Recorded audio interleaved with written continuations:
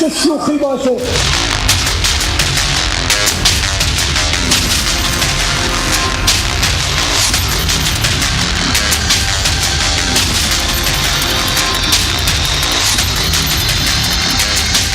The beginning of a technical negotiation that's not going to solve every disagreement.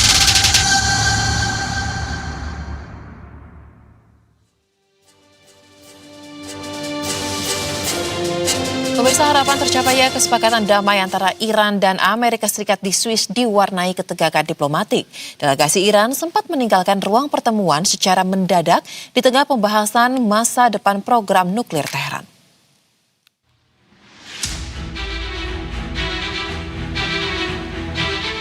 Iring-iringan panjang kendaraan wakil Presiden Amerika Serikat memasuki kawasan Bergenstock, Swiss menandai dimulainya putaran penting pembicaraan damai antara Washington dan Teheran. Pertemuan ini menjadi upaya baru untuk mencari jalan keluar krisis yang melibatkan program nuklir Iran dan stabilisasi kawasan Timur Tengah.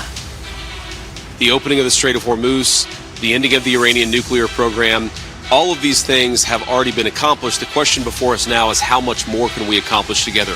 Can we turn over a new leaf? Can we change relations in the Middle East permanently?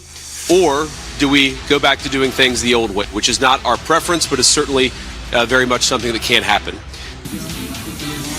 Namun suasana diplomasi berubah tegang setelah muncul momen saat delegasi Iran sempat meninggalkan ruang pertemuan sebagai bentuk protes. Namun pembicaraan tetap berlanjut melalui mediasi Qatar dan Pakistan. Aksi walkout ini terjadi hanya beberapa saat setelah Presiden Amerika Serikat Donald Trump mengancam akan kembali menyerang Teheran.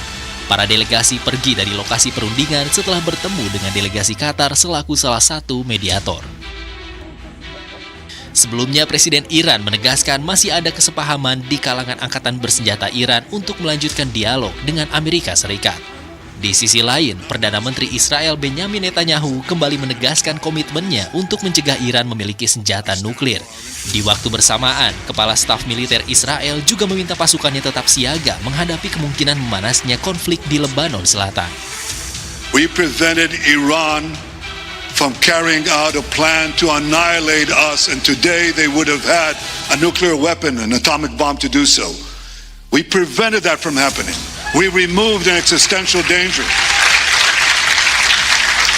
And had we not acted in Operation Rising Line and then in Operation Roaring Line, Iran would have had atomic bombs, and let me tell you something, they would have used them. That's what we prevented. Meski Presiden Donald Trump menyatakan kesepakatan dengan Iran telah selesai, aksi walkout delegasi Iran dan berlanjutnya sikap keras dari pihak Israel menunjukkan jalan menuju perdamaian masih dipenuhi ketidakpastian. Dan untuk membahas lebih jauh lagi pemirsa terkait dengan dinamika yang baru tersebut, kita akan langsung berbincang dengan pakar geopolitik Timur Tengah Dina Sulaiman yang terhubung melalui sambungan virtual. Halo, selamat malam Bu Dina. Iya, selamat malam Mbak Soza. Baik Bu, kalau kita lihat di tengah hampir saja ya perdamaian ini terwujud Bu, ada suatu dinamika baru lagi terjadi. Nah, bagaimana Ibu melihat situasi sekarang?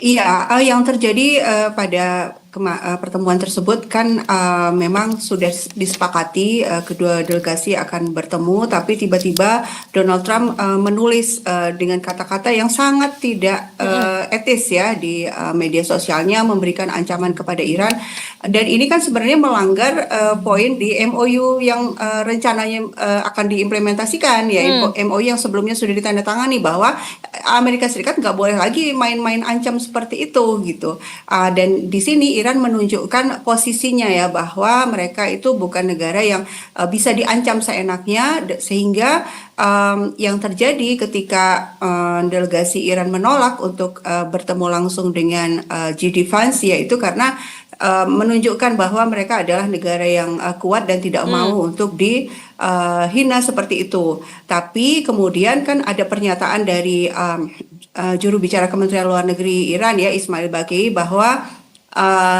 setelah itu gitu ya, perundingan masih berjalan tapi melewati mediator gitu ya. Jadi tidak bertemu secara langsung tapi di mediasi Ya. atau ada perantara. Jadi masing-masing pihak memberikan usulan-usulannya lewat mediator, yaitu Pakistan dan Qatar.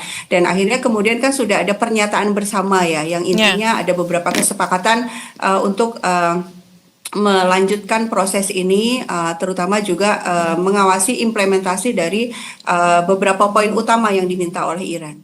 Baik, nah dengan adanya situasi tersebut Bu, yang menyebabkan dinamika baru lagi ya, akhirnya harusnya pembicaraan bisa langsung antara Amerika Serikat dan juga Iran, tapi harus sekarang pakai mediator. Nah, apakah Bu dengan di titik kondisi yang ada saat ini bisa berimplikasi pada substansi perjanjian yang sudah sempat disusun akan ada perubahan lagi atau bagaimana sebenarnya analisanya?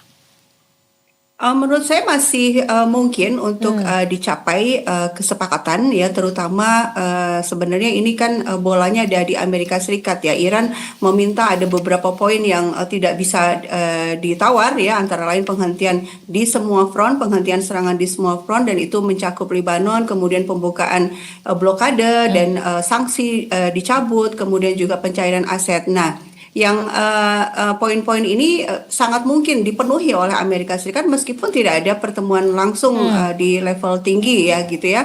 Karena apa ya? Karena memang sebenarnya meskipun Trump itu memberikan ancaman-ancaman seperti itu, dia sangat butuh dengan kesepakatan ini. Itu kan sudah secara terbuka disampaikan oleh Trump ya di Paris ketika penandatanganan MOU yang secara virtual itu. Dia mengatakan bahwa ini cadangan minyak kita tinggal 4 minggu lagi loh. Kalau kita masih terus perang, kita akan sangat kesulitan secara ekonomi gitu. Artinya memang betul-betul Amerika Serikat membutuhkan perjanjian ini, membutuhkan adanya penghentian konflik di antara kedua negara. Hanya saja Trump masih butuh menjaga citranya ya. Dia ingin memperlihatkan kepada dunia bahwa dia yang mengendalikan Iran. Tapi masalahnya sekarang Iran itu bukan negara yang bisa diancam-ancam begitu saja. Justru malah akhirnya membalas ya dengan cara tidak mau bertemu dan tidak mau duduk di ruangan tersebut. Baik, jadi Trump masih berusaha untuk menyelamatkan mukanya ya di tengah kondisi yang ada saat ini, padahal dia jelas-jelas sangat membutuhkan perjanjian perdamaian ini. Nah, menarik untuk kita bahas sedikit Bu terkait dengan Israel yang tampaknya masih bersikap kuku dengan Lebanon atau bahkan dengan kondisi mereka ngotot yang melakukan agresi-agresi. Nah, bagaimana melihat kondisi ini Bu dikaitkan dengan Iran dan juga Amerika Serikat? Apakah ada benang merah yang patut kita perhatikan? Ya, kalau di Lebanon sebenarnya perkembangannya seperti ini. Memang betul Israel itu membalaskan kekalahannya dan kemarahannya itu dengan membunuh rakyat sipil. Banyak sekali rakyat sipil yang dibunuh oleh Israel, dibombardir desa-desa, itu banyak sekali yang dibom oleh Israel. Tapi kalau kita melihat pertempuran head to head antar militer antara Hizbullah melawan Israel, itu sebenarnya Israel betul-betul terdesak sekarang. Bahkan sekarang Israel itu meminta bantuan kepada beberapa pihak termasuk Amerika Serikat dan negara Eropa untuk menghubungi Hizbullah agar Hizbullah membuka jalan agar Israel bisa mengevakuasi pasukan-pasukannya yang terbunuh dalam serangan Hizbullah. Nah, yang sering luput adalah bahwa ini situasinya Israel itu ada di dalam tanah Lebanon loh. Jadi yang melakukan invasi berarti adalah Israel gitu ya. Jadi Hizbullah dalam posisi sedang berusaha mengusir agresor dari tanahnya. Nah, perlawanan yang dilakukan Hizbullah ternyata sedemikian dahsyat sehingga memang secara militer itu membuat Israel betul-betul terdesak. Hanya saja dia membalaskannya kepada rakyat sipil sehingga seolah-olah Israel dalam posisi yang lebih kuat. Ya. Baik, nah kalau begitu Bu, singkat saja, karena tadi Anda mengatakan optimis bahwa perundingan masih tetap akan berlanjut meskipun ada mediator kayak ini yang di antara Israel dan juga Amerika Serikat, apakah finalnya bisa kita lihat dalam beberapa waktu ke depan atau kita masih harus menunggu lebih lama lagi? Saya pikir tidak dalam waktu dekat ya, minimalnya itu kan batas waktu yang disepakati kedua pihak kan 30 sampai 60 hari. Dan kalau kita lihat poin-poinnya ada beberapa ya yang memakan waktu ya, misalnya pencairan aset, pencabutan sanksi, kemudian juga penarikan pasukan pasukan Amerika Serikat dari Selat Hormuz dan dari sekitar Iran. Nah, ini juga menjadi tanda tanya apakah betul-betul juga Trump akan mengikuti menjaga komitmennya, karena di satu sisi dia juga menghadapi tekanan juga ya dari kelompok-kelompok yang pro perang di dalam negeri Amerika Serikat.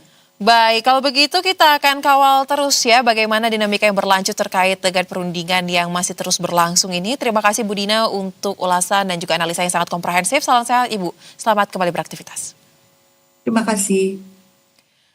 Sebelumnya pemirsa, pada Kamis lalu ribuan warga memadati lapangan revolusi di Teheran, Iran saat peringatan Asyura. Peringatan ini berlangsung di tengah beragam reaksi warga atas penandatanganan memorandum kesepahaman antara Iran dan Amerika Serikat untuk mengakhiri perang.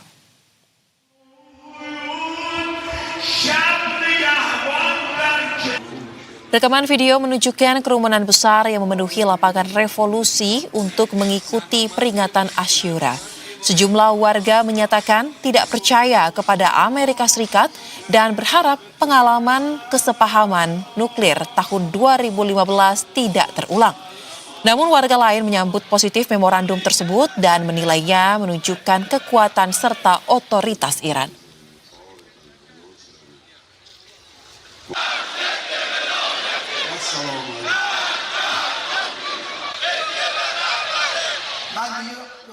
Dan pemirsa, untuk mengetahui lebih lanjut lagi bagaimana suasana di Iran, kita saat ini sudah bergabung dengan salah satu warga negara Iran, yakni Ibrahim Zargar yang terhubung melalui sambungan virtual.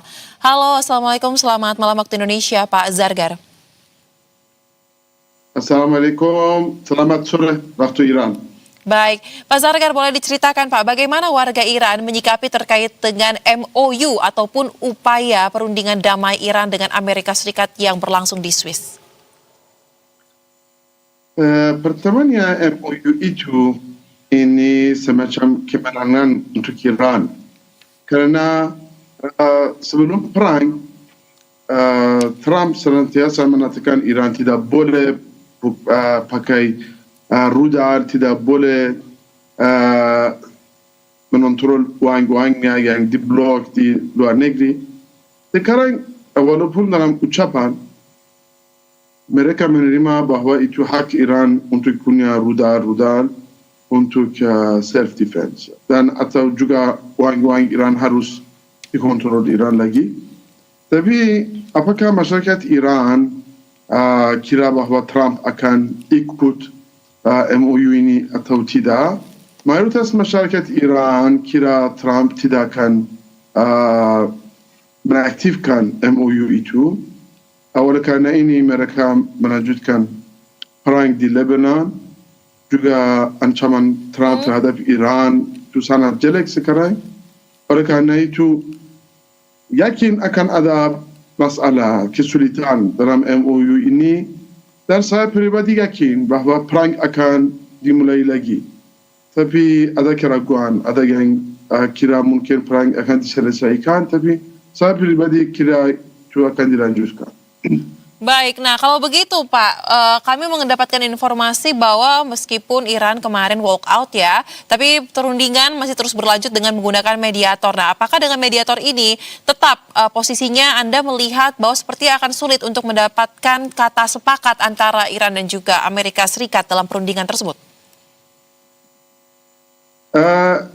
Untuk negara Eropa, untuk negara seperti Kanada, negara-negara yang mereka sekutu Amerika, hubungan ekonomi dan hubungan politik sama Trump itu sulit. Yakin dengan Iran itu juga sulit dan tidak bisa dikontrol oleh pemerintah Iran saja. Karena Trump dirinya sendiri juga tidak tahu apa yang akan melakukan.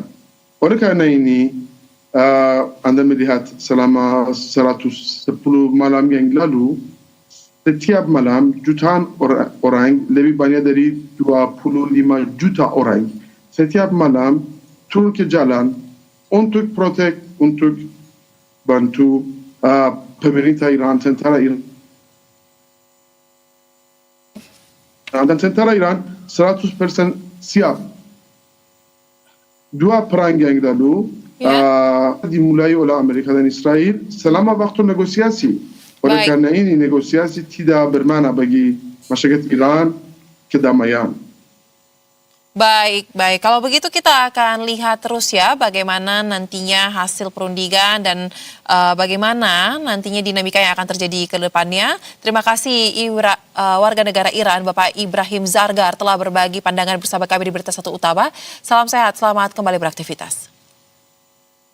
Sama-sama.